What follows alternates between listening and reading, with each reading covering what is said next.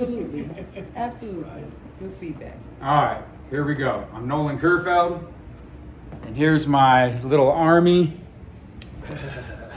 Got 1, 2, 3, 4, 5, 6, 7, 8, 9, 10, 11, 12, and 13. All right. Perfect. All right, we guys ready? Yeah. 1, 2, Heck yeah. 3. Ready. All right. What's up, my brothers and sisters? We all doing well today? Going on, man. Great, great. That's what I like to hear. Good spirits, good vibes. Great to have you guys here. Love to support. I want to start off by introducing myself. I'm Nolan Kerfeld, as you guys know. And today we're going to be connecting the link between boredom and addiction. So before we get started, I want to ask you guys a question, get a little crowd participation. You guys all right with that? Absolutely. Perfect. So have you ever picked up your phone because you were bored? Absolutely. All the time, yeah. So that seems to be a lot of yeses amongst us. So, and I know I have as well. So this seems to be a common thing amongst us, right? And it may not seem like a big deal. It's just picking up the phone. But I want to point out how this simple act shows us how boredom could lead us to look for instant gratification. So now we're looking at it from a different perspective, right? And the problem is when this becomes constant. This increases our potential for risky and unhealthy behaviors. So to sum it up, the small things add up to the big things if we're not mindful. So I'm sure all of our opinions may vary on what boredom looks like as individuals. Maryvale's may be different than Kevin's. Kevin's may be different than mine. Ricky may get bored easier than Tom. But my question is what is boredom really? So doctors Deckard and Eastwood describe boredom as an unfulfilled desire for meaningful activity, wanting to do something, but not knowing what to do. So that's Deckard and Eastwood, 2016. And I don't know about you guys, but that description really simplifies what boredom looks like, for me at least. Because when we become bored, the brain looks for dopamine. And dopamine is a chemical that makes us feel pleasure. This is why we tend to reach out for something fun or stimulating. And that could look very different from person to person, but it could be something as innocent as picking up your phone, to having a couple extra cookies, to getting a little riskier, maybe you're chain smoking, and now you're crossing the line and you're drugs, alcohol, crime, and all the stuff that goes along with that. So, next up, what happens when we try to escape boredom the wrong ways? So let's connect that link. Along with some of the scenarios that I just mentioned, I've also done some research. And through that research, this is the stuff that I came up with. So a study in the Journal of Leisure Research says that people who often feel leisurely boredom are more likely to use drugs and alcohol in their free time. And that's Peterson and Pegg, 1999. And what that looks like is I'm not going to the batting cages, I'm not hitting the gym, I'm not hanging out with the fam. Instead, I'm settling for drugs and alcohol and all the stuff that comes along with it. And I also want to point out that drugs and alcohol aren't the only addictions out there. Matter of fact, in our modern times, one of the heaviest hitters is technology. So research in computer and human behavior explains that people who become easily bored, and remember I talked about this earlier, some people get bored easier than others.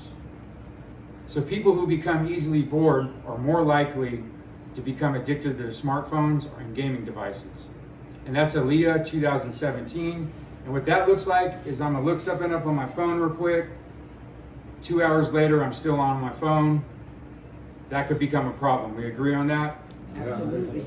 So another scenario is I'm gonna play 20, 30 minutes of Call of Duty before I go to my shift at work or I do my homework.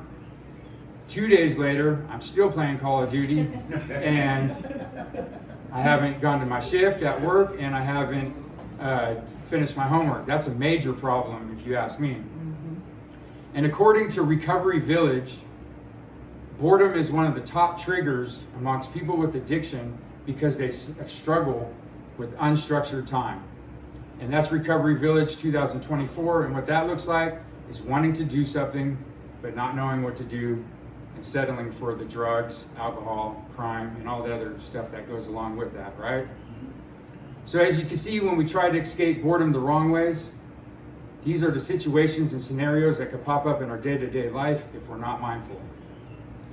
But the good news is, and there is good news, is that you do not have to be controlled by your boredom. Matter of fact, it can help us grow as individuals. What a concept, right? How can boredom help us grow as individuals? Well, let's go over some healthy ways to handle our boredom. And before I start mentioning some of these healthy ways, I want to point out that they may sound familiar, and you might think to yourself, I knew that, I could do that, and that's easy. And you probably do know it, you can do it, and it is easy. But knowing it and applying it in your everyday life are two different things. So first on the list, and I believe to be the most important, and that's just my personal opinion, but plenty of other people agree with me, is practicing mindfulness.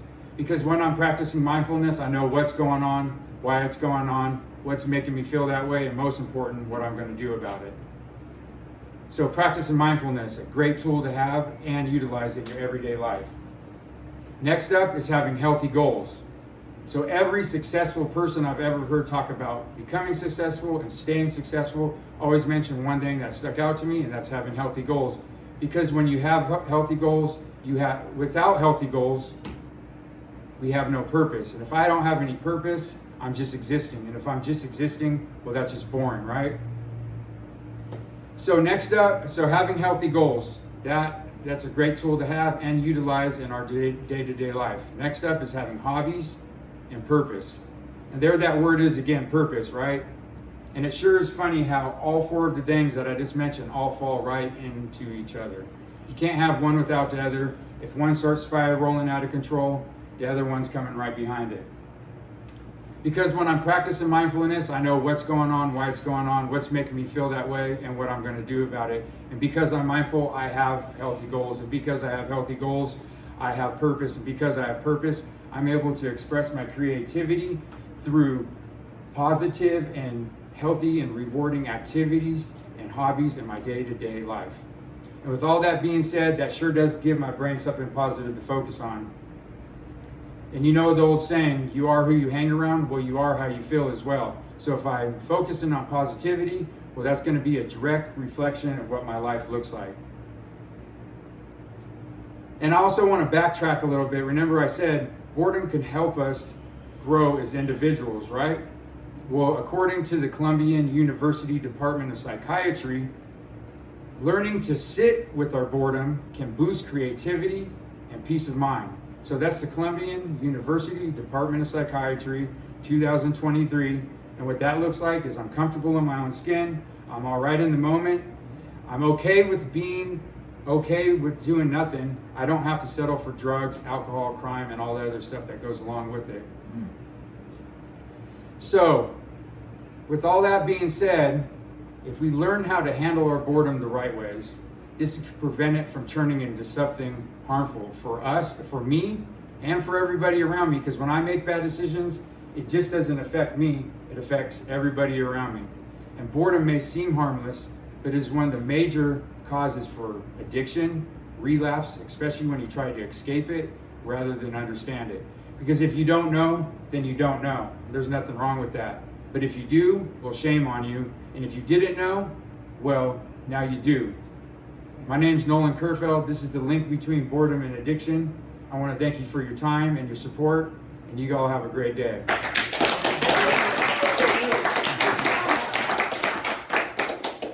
All right, Professor. Here we are. We still got the whole army here. We even got one extra person now. There he is. So we got 1, 2, 3, 4, 5, 2 extra people, 6, 7, 8, 9, 10, 11, 12, 13, 14, 15. Have a good day.